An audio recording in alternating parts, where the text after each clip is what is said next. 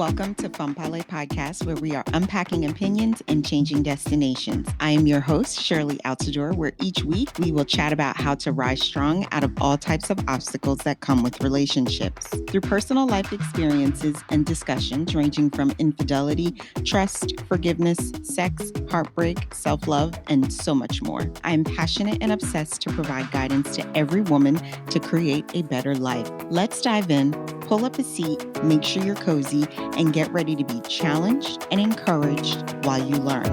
With me, your virtual girlfriend.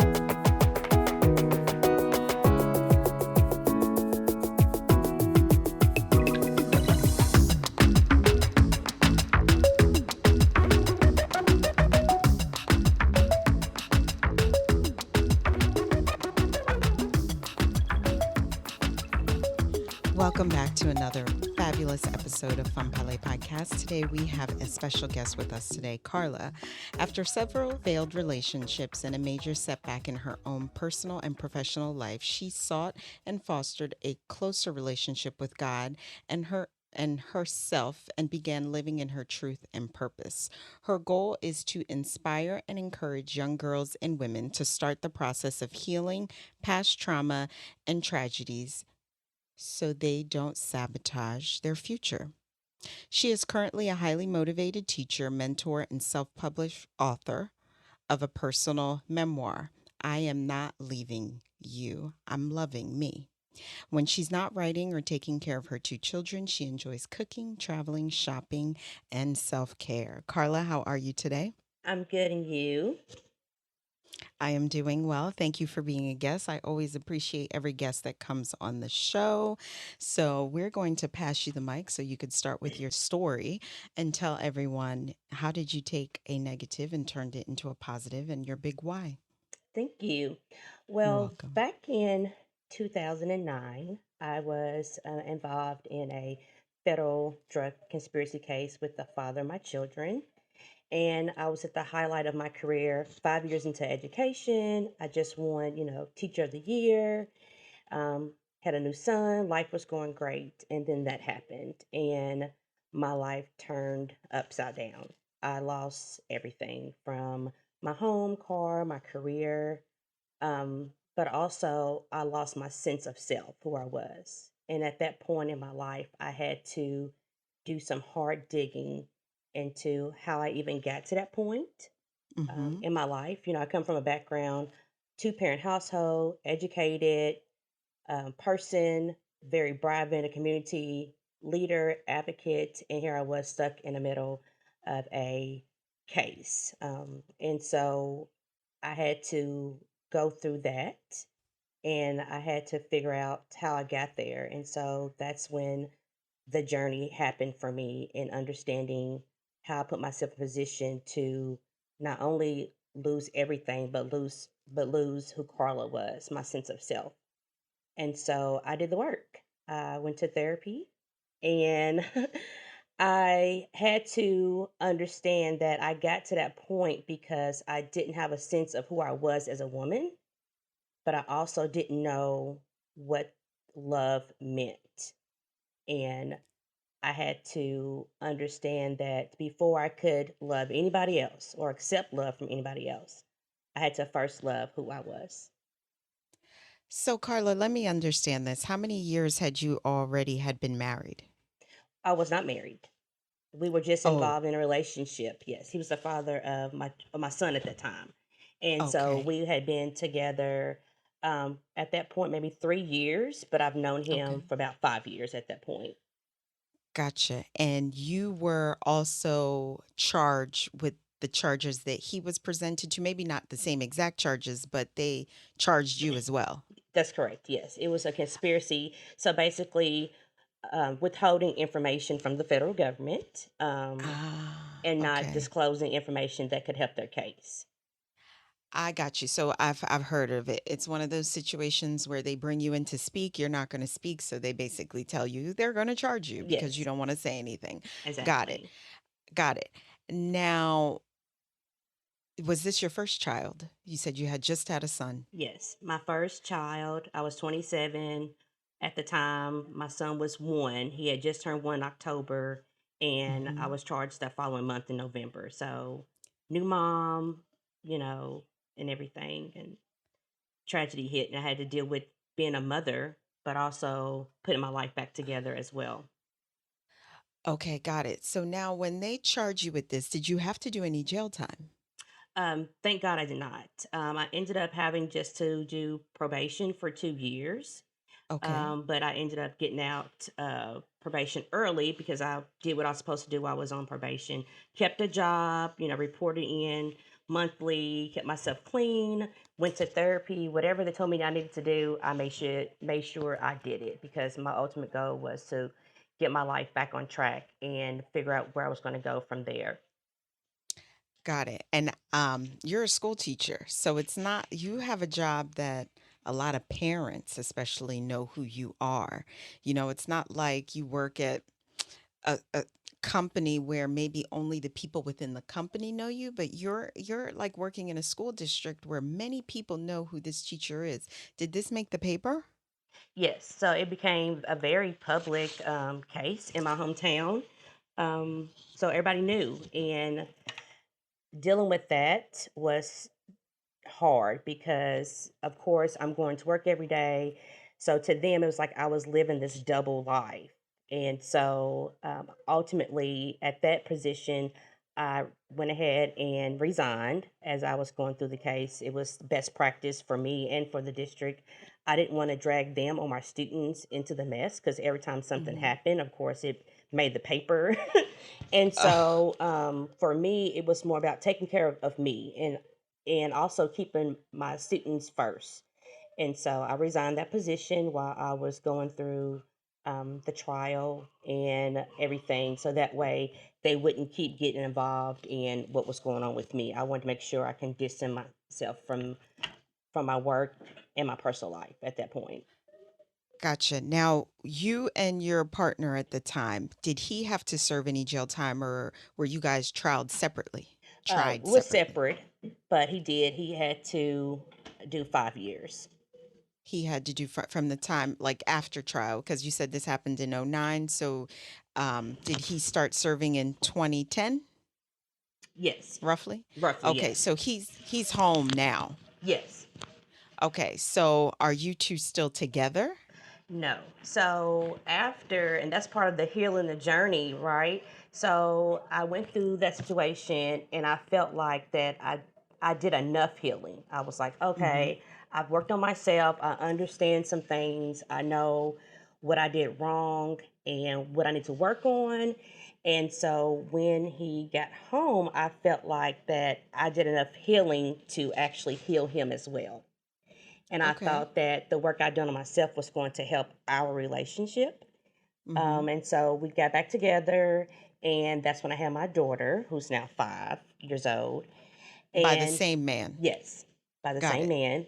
And about 3 years into that second part of relationship, I felt something was different. Even though I Mm-hmm. worked on myself, the changes I made within myself didn't help him. And I had Gotcha. to understand that I could not be the agent of change for him. And Mm-hmm. everything that I wanted out of him, he would have to do for himself. I could no longer Got be it. that agent for him. And so now we're no longer together. We are co parenting. It's been a Mm-hmm. struggle because we have so much history together, so Mm-hmm. much love between us. But the love I have for myself is worth more. Exactly, exactly. You chose to put yourself first and you had to put that portion of your past behind you, but it's not behind you, it's directly alongside of you because you have two children with this man. So co-parenting, at least until the kids are, your last one is 18, 21, you're still going to have to keep communication open with this individual. Yeah, and it was a switch of making sure I understand the difference between co-parenting for our kids and not being directly involved in a relationship with him. So Mhm. trying to set boundaries where he didn't have necessarily access to me, but had access to his Exactly. children. Got it. Got it. Now, your son was about, it's in '09, he was 1, so at about 2 years old, dad went in. He came out at 7. Does he have a relationship with his father? Because that's a very significant age for a child where a lot of connection is built. So when dad came home, was it odd? Was it strange for your son? For him, it wasn't really strange because he had a connection with with his father, even while he was in jail. Oh, you You know, kept visits yes, we consistent. had visits, letters, phone calls. So he just Oh, was okay. missing that physical, visual piece of him being physically hands on with him. But he was Gotcha. still able to have conversations with him and to see him. So the transition for him coming home was not really a big deal for my son. He was just happy that his father was physically present with him. Gotcha. Okay. All right. So that's good. At least you kept that um bond between them through phone, through letters, through talking, so it wasn't strange when he came home like, who is this guy you want me to call dad? Exactly. That's good. Now, did you maintain your relationship and remain faithful while this man was incarcerated? Because you were still going through the healing process. Well, and before you answer that, let me back up because before 2009, when you were faced with these charges, was everything great in the relationship? You were like on cloud nine? Well, I was at first until the incident happened. And, they say when people die or go to jail, the truth comes out. And Uh-huh. so that's when, the infidelities became visible. While Oh, I was pregnant with our son, he had two other women pregnant as well. And girl, you so, said two? yes, two other women as well. And so, in my world, we was like together. Everything was happy. I felt, fulfilled. But on the other side, the grass was dead.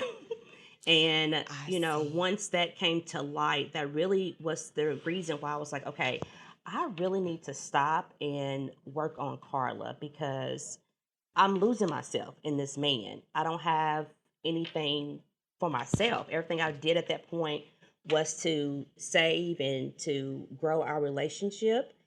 Mhm. And to witness that and to have to hear that, I'm excited about being a mother for the first time.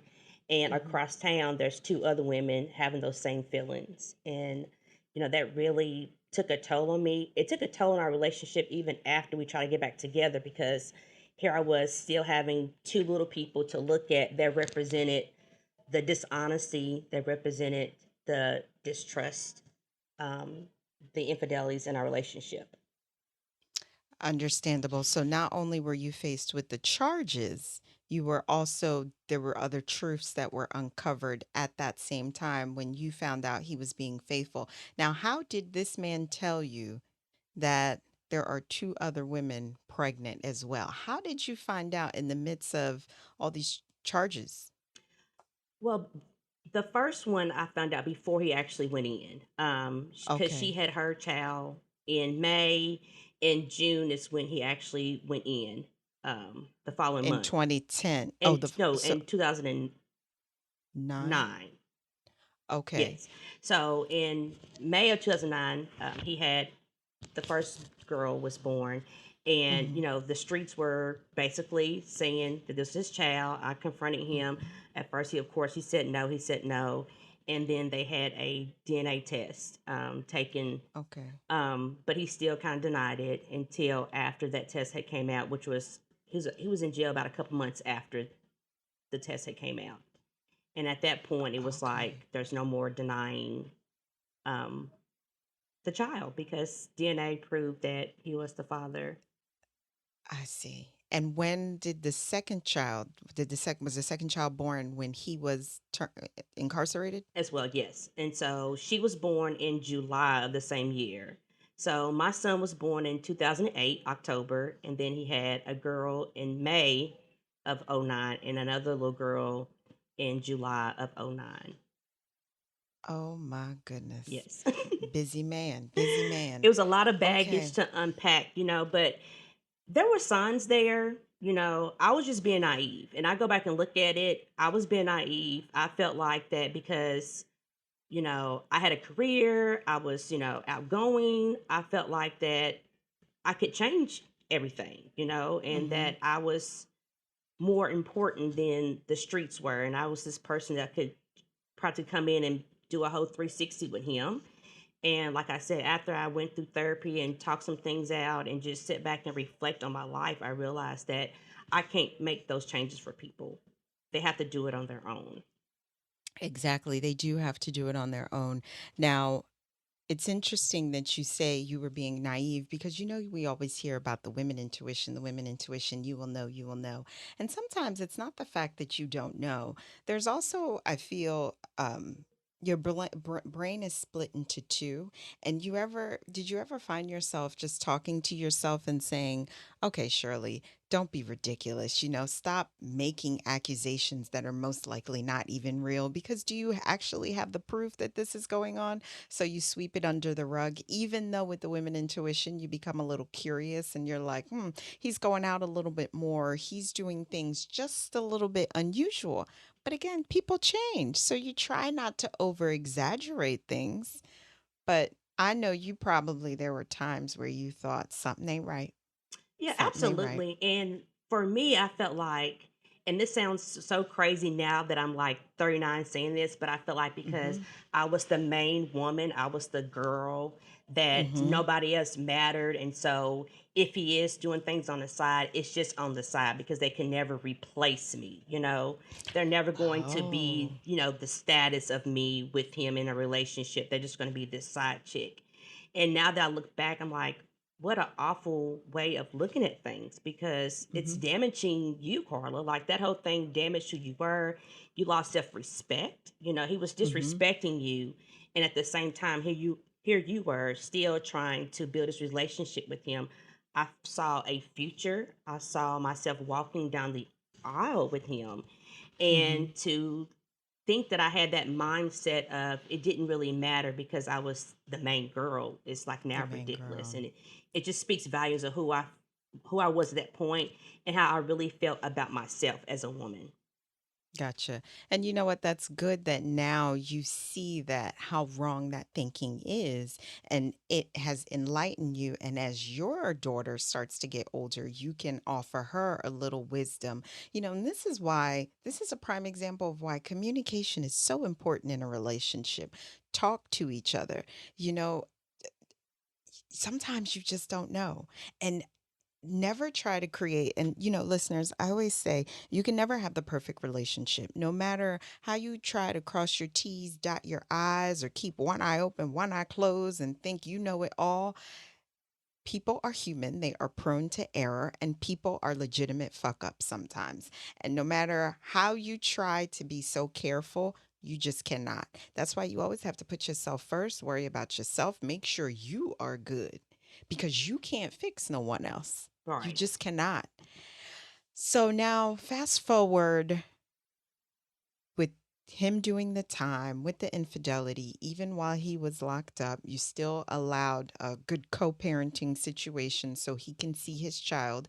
And assuming we know the other two, probably, I'm assuming were maybe possibly going up. I don't know what the situation were with these two women with him, but he comes home. You guys start a relationship. Were you able to accept the other children? And what I mean by that, when you guys got back together, 5 years now has passed, those two children, your son is approximately, I'm thinking 7. Those two children are 6, roughly Hmm. speaking, give or take. Did you allow the children to come together and were the mothers open to that? Like, how was the relationship when we have 4 people? Is my math right? Two, you and him. 4 people trying to co parent cohesively in a healthy way. How was that? Um, at first, it was difficult. He has two older children before I had my son as well, and Okay. so the relationship with me and their moms was good. Our kids hung around each other. Okay. We embraced them. Good. I love kids. I'm a teacher, so I went to teaching. I just love children. But, Mm hmm. like I said, for the last two, it was difficult. I'm not gonna lie, it was very difficult for me because, like I said, they represented the infidelity and the mistrust in our relationship. So it was very difficult at first. But once I started working on me, I learned that it was more valuable for my child to have a relationship. and it was about the kids and not necessarily about us. Mm-hmm. So we were able to foster a good relationship. My kids see their siblings when they can. They have communication with their siblings. They're welcome in my home. Once we got back together, they would come down and visit and stay with us, and I treated them just like I would treat my own kids. It was no different. But that very beginning portion of it, it was very difficult. I had to do some growing up myself and understand, that the relationship was not about us as adults. It was more so about the children have relationship as siblings. Absolutely, I agree. And me myself, who's been through a very similar situation, infidelity involved, and a child were created. Now, hubby and I are still together, but I totally understand the feelings that you are talking about. And unless you are truly in that situation, you have no idea what the person is saying when they said feelings, because it's not truly about the children. And it's not the fact that the man has children with other women. It's the fact that when we were together and we were supposed to be in this monogamous relationship, Hmm. it's hard enough dealing with cheating. But Right. now, when you add a whole human life into it that you done created because of you stepping out, that's a whole nother beast you have to deal with. So I totally understand about the feelings, because every time you looked at the mothers, every time he had to deal with the mothers, it's bringing triggers to you, Hmm. because it's reminding you of what he was doing when it was just supposed to be you two. It's Yes. just the memories that are coming back. It has nothing to do with the child. Hmm. It really truly doesn't. The child, it should not have anything to do with the child. It's the mothers and the fact that I cannot believe you did this to me. That's what's bothering you. So Yes. I completely understand. Um, so why did the second time the relationship dissolve? Is it because you realized this individual was really, truly not willing to do the work? Because I always pride. I feel like you can always take any negative situation and turn it to a positive, no matter what the negative is. But two people have to be willing to do the work, to change things, to better yourselves. You can't consistently do the same fucking foolishness and think like things are going to be different. So I'm assuming this person was not making positive changes. It was more about that I had outgrown him. Our Mm, season okay. had our season had ended because I had done so much work on myself. I realized what I needed, what I wanted, Mm-hmm. and what I just deserved in life. And he was Mm-hmm. just not able to give me those things. He's a great person. We've had some great times, great memories, Mm-hmm. but there's things that I need and want and deserve that he just could not give me at that time. And instead of me continuing trying to fight for it, Mm-hmm. instead of me trying to make provisions where he can fit in or just accept the little things that he was doing, I just decided that it was time to just change seasons.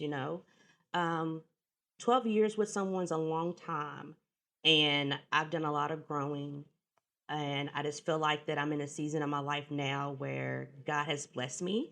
I'm Mm-hmm. back in the classroom after that horrendous tragedy and trauma that I endured with the case. I was able to put my life back together and get back to what I love, which was teaching. Mm-hmm. Everything that I have and own now has nothing to do with drugs at all or any illegal activity. I worked hard for everything that I have now. And everything Good. I've done in my life, it's just not worth the risk.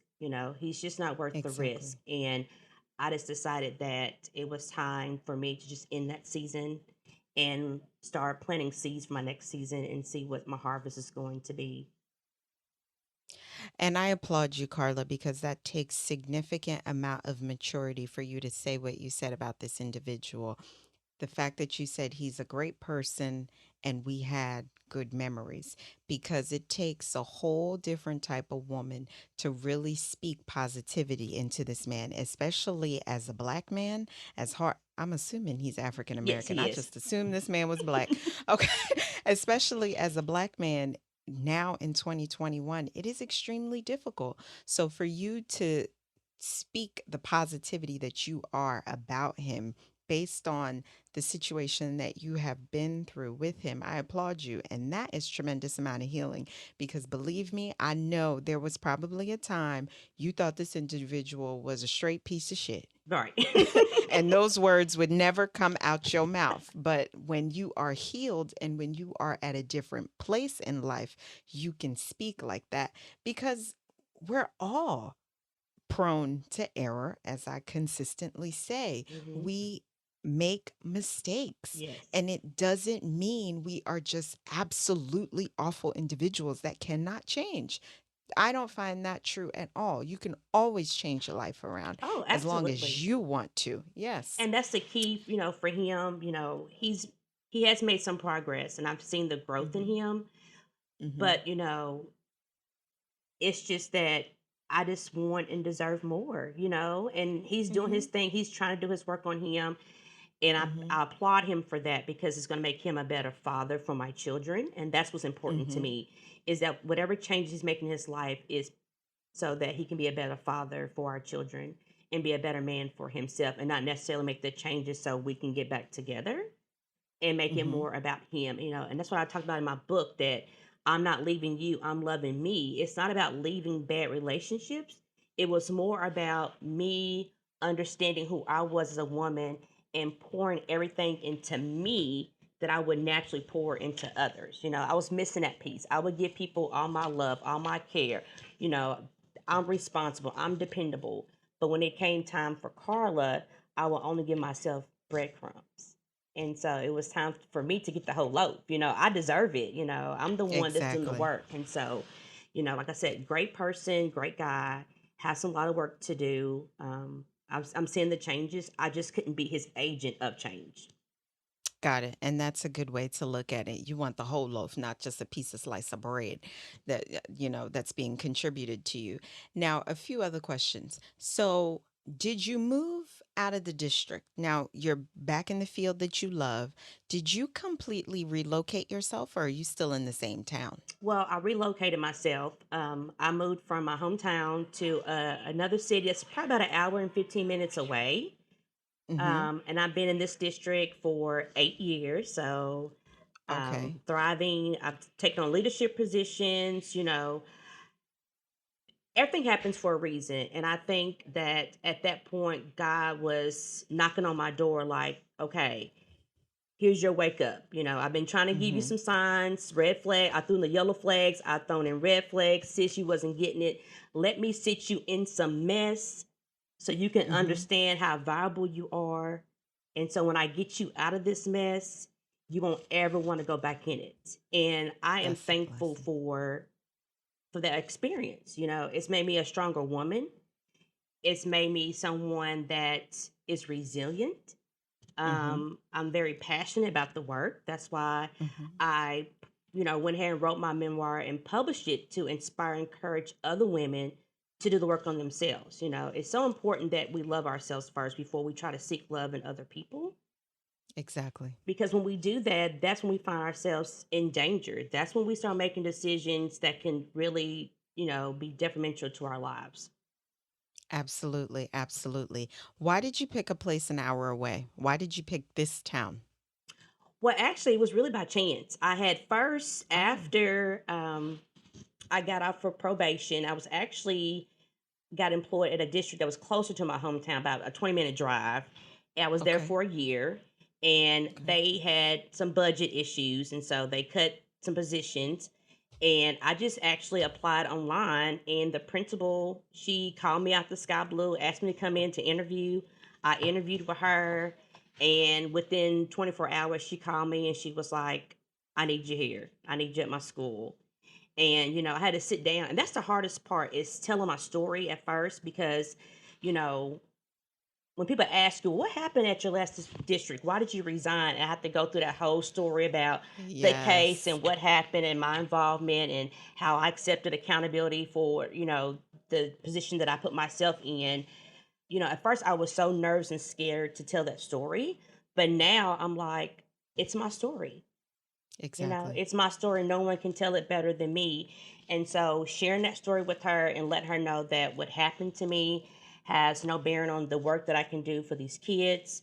I'm very passionate about education. Education is what saved me in that situation, Hmm. um, and I want to instill that into my students that regardless what obstacles coming your way, you can find a way to get over it. And I'm a living, walking testimony of that. That when life throws you lemons, grab you some salt and tequila, make you a shot.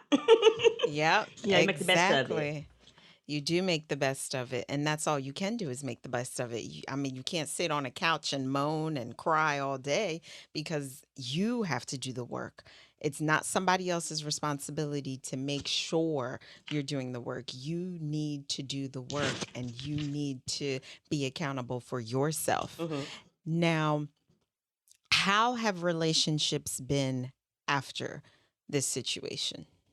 Well, dating is weird now, especially in 2021. For me, I have two children, so of course, I want to make sure that whoever I date can be a positive life for my kids, can be a mentor for my Hmm. son, because I want him to be able to have some positive male role models around him. Hmm. For my daughter, I want her to see men respecting women and loving them in the way they should be loved. So right now, being in a single space is right for me because I'm not ready to share my space with somebody else. And it sounds crazy, but being by myself is quite peaceful. I've learned a lot about myself, just being in a single space right now. But I know that as I get out there and stuff start opening back up, I'm just looking for someone that is compatible with me. I'm looking for someone that can give me that spiritual, mental, emotional, physical orgasm, Hmm. both intimacy, but also in conversation, though. Like someone that Yep. has integrity, someone Hmm. that has healed themselves. They understand their own baggage and they've started to do their own work. I don't want someone coming to me broken. And here I am Exactly. all You're healed, and right. people's like, "Oh, that sounds bad, Carla." No, I'm being serious. Like I've done the work on me. I went through the healing process. I still got some areas to heal, so I don't want to run into somebody that is broken. I want somebody that's able to or has been able to start doing the work on themselves and unload their baggage and started to do the accountability piece and putting themselves together and putting themselves in a positive light as well. Exactly. You're setting the boundaries for you, and there's nothing wrong with that. You don't need anybody's okay for your boundaries. These are Right. your boundaries you're setting, and you already has laid it out there what you want. So if that person doesn't come to you with all the needs that you have put down, then it's just a no, which Right. makes sense. I totally get it. Now, you had said something about when it comes to the children, you bring all the kids together. And I know his two children before, you and the mothers had a good relationship. And I'm assuming you still keep that up because he doesn't need to get involved with the relationship you have with the mothers as long as the kids can see each other. It's okay if he's not there. Right. How about the other two women? Are you able to keep a positive communication with them so the siblings can see each other? Yes, we're able to have conversation. Um, about a couple months ago, one of the mothers, she had sent an inbox to me and she was like, I apologize for all the BS that, we went through because we had an ugly like social media back and forth. I mean, it was ugly. I'm thinking back, Mm-hmm. going back and thinking about them, like, I can't believe I let myself stoop to that level. But, we were able to have that breakdown and say, you know what? We were both wrong. We both held ourselves accountable for the behavior that we exhibit at that moment. And we decided to know the past is a past and we're going to move forward so our kids can have that solid, relationship. My son is 12, so he has a cell phone, so he's able to call his siblings. And he actually goes to school with one of his sisters. They both in the seventh grade now, so they in the same Okay. building. So they see each other daily now. And, anytime we try to do, a little vacation or whatever, the kids are always welcome to join us. So it's been really good. I would like to have more involvement. But where we at now is a great place for us. Gotcha. Gotcha. That's good. I totally get what you're saying. And so so there's three. How many mothers before you? One or two? There's two. So he has an There's older two. So son and an there's older daughter, five yes. And so there's 6 kids total. because you got two. Two. Everyone else has one. Right. I see. And five women, that's a lot of personalities, but you guys are able to make it work for the sake of the children. I'm telling you, Carla, it is a whole different life when you're dealing with mature people Yes. who looks at life differently and realizes, okay, this negative happened, this situation happened, I understand. How are we going to move forward and work on the positive? Right. As long as everyone else is mature, of course, because the same foolishness can't continue to go on. We're talking about if everyone else is on the same playing field. But that's good that y'all, the five of you women, have realized it's the kids, Yes. it's not us. Right. And And we that's good. also had a balance. Like we've set our boundaries with each other. Like we don't get Mm-hmm. involved in the business, when it comes to the kids. Mm-hmm. And if this mother and child and him are having an issue, I didn't get involved in that. And they don't we all have our own boundaries on how we deal with the children, our own kids, and our relationship with him. And, Mm-hmm. like I said, I think we've all matured enough and grown enough in life to understand that he's not the piece that we need to keep our kids in communication and having that relationship with each other. So, Absolutely. Now, what piece of advice, Carla, do you have to give any woman out there who's going through infidelity? Infidelity is consistent. I believe that it's been going on, it's presently going on, and it will continue to go on. What word of advice do you have to offer to any women out there that is going through any situation, especially something is because you had a lot that fell on you all at once between the charges and now all this information is coming out. mhm. You find out this man has two children by two different women. You're being left alone with the child that you already have with him. He's doing 5 years. You have to figure out how to rebuild your life. Before we go, that's the other thing. Did you have family support? Absolutely. My mom and sister and my friends were everything.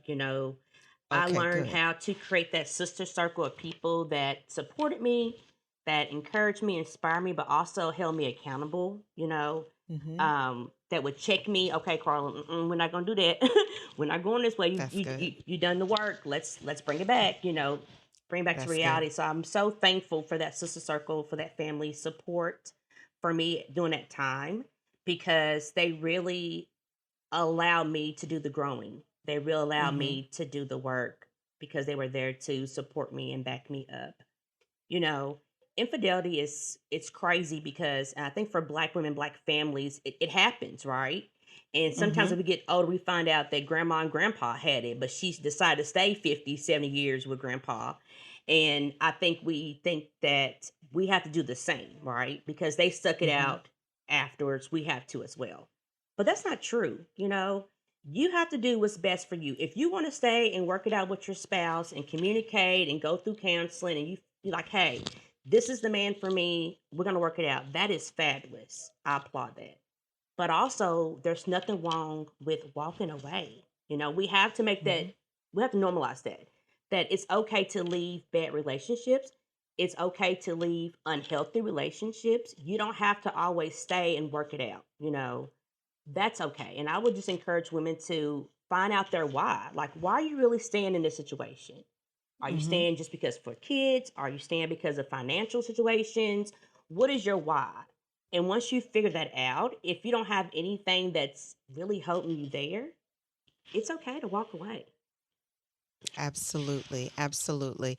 To piggyback off what you just said, she's absolutely correct. What is your why? And what is the underlying reason that you are choosing to stay in this relationship?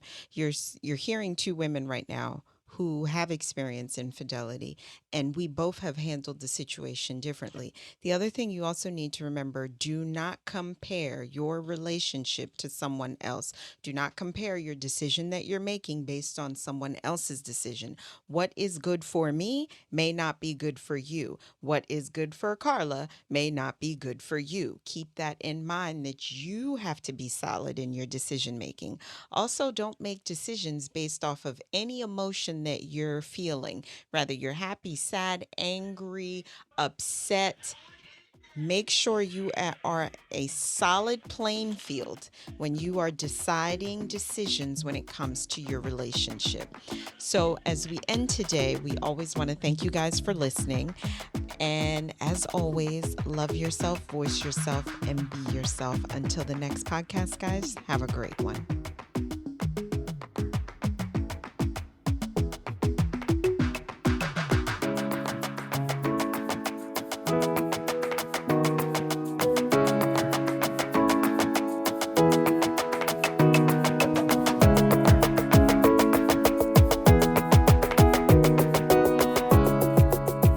Thanks for tuning in to Femme Parler Podcast. If you want to continue the conversation or share your takeaways, I want to hear from you. Head on over to the website or join our Facebook community and comment your favorite part of the show or share your thoughts. I want to hear what you have to say. Don't forget to rate and subscribe to the podcast so you never miss an episode. Chat with you next week.